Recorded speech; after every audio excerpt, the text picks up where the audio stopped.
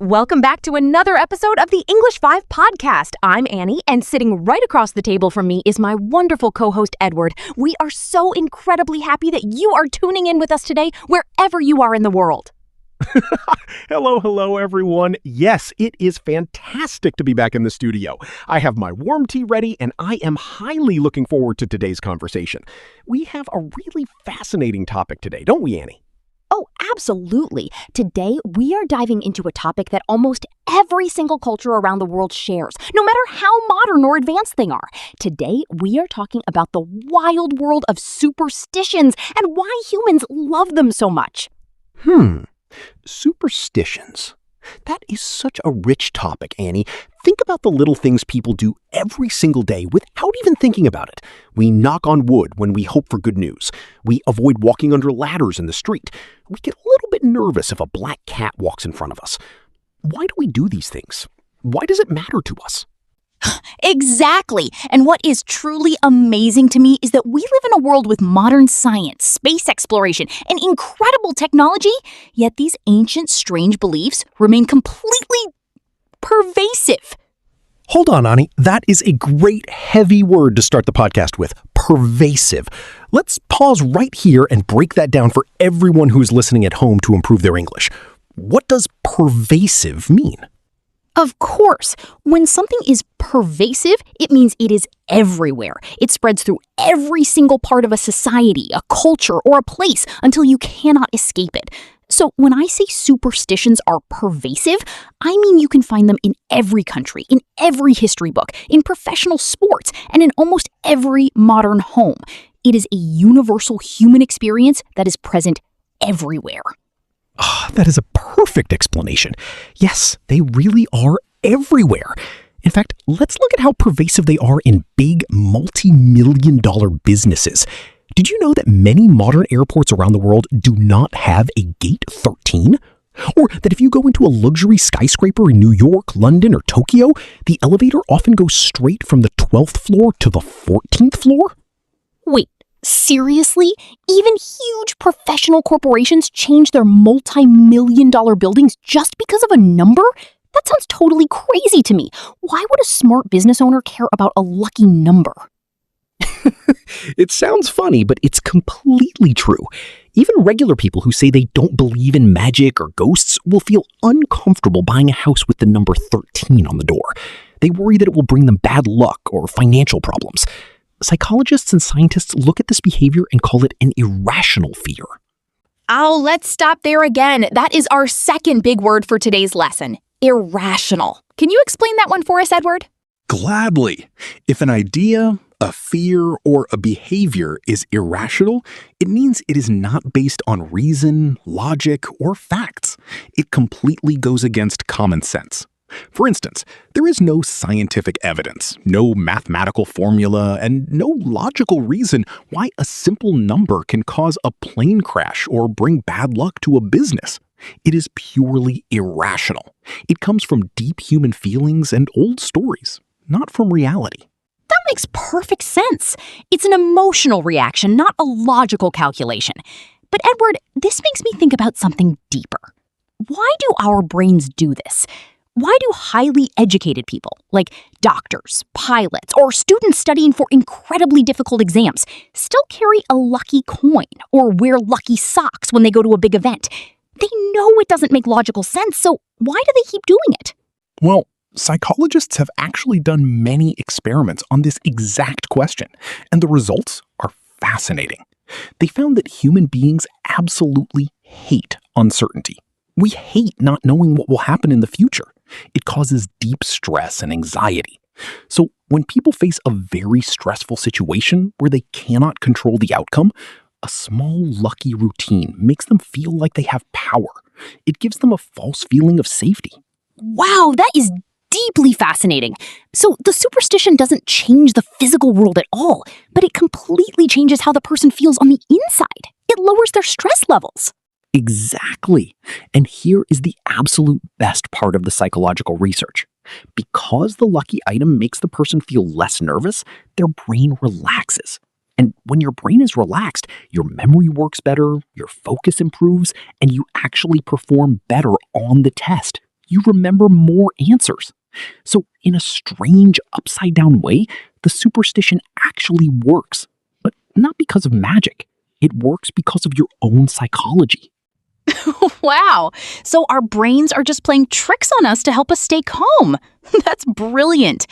It's amazing how much culture is built around just trying to feel safe in a chaotic world. It makes me realize that we shouldn't judge people who are superstitious. It's just a human way of coping with stress. Okay, now let's travel around the world with our minds. Superstitions look so different depending on where you go. For example, did you know that in Italy, the unlucky number is actually 17, not 13? Really? 17? Why on earth is 17 unlucky for them? It actually comes from ancient history and language. When you write the number 17 in Roman numerals, it is VIXI. If you change the order of those letters, it spells the Latin word vixi. In ancient Rome, vixi meant I have lived. And if you say I have lived, it implies that your life is over and you are now dead. So over hundreds of years, people became deeply afraid of the number 17. It became a pervasive fear in Italian culture. Wow, that is incredible. It shows how a superstition can start from just a simple word game in history and then grow until it affects a whole modern country. What about other regions? Do you know any other examples?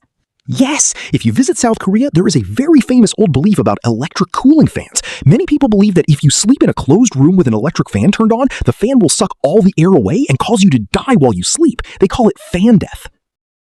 Oh, wow. But electronically and biologically, that is completely irrational, right? A fan just moves the air around the room. It doesn't destroy oxygen. Yes, it is completely irrational. There is absolutely zero scientific truth to it. But for many years, this belief was so strong that companies who manufactured fans actually started putting automatic timers on them. That way, the fan would turn off by itself after an hour while the person slept. It gave people that feeling of safety so they could rest without worrying. That is amazing. It just proves your point from earlier, Edward. Even if a belief is completely false, the feeling of safety it creates can actually change real-world human behavior and even change how products are made. What about your childhood, Edward? Did your family have any superstitions that you remember? Oh, definitely. My mom always told me that if you step on a crack in the sidewalk, you will break your mother's back. It sounds horrible and scary, but it's just a funny rhyming game kids play in the UK and the US. But when I was 7 years old, I was so worried about it that I would carefully jump over every single crack in the pavement while walking to school. Well, my grandmother always told me that if you spill salt on the dinner table, it means you will have a massive argument with someone you love. To fix the bad luck, you have to immediately take a small pinch of the spilled salt and throw it over your left shoulder, right into the eyes of the bad spirits. And did you actually do it, or did you think it was just a silly story? Oh, I did it every single time. Even now, as an adult, if I accidentally spill salt while cooking, my hand automatically picks up a pinch and throws it over my shoulder.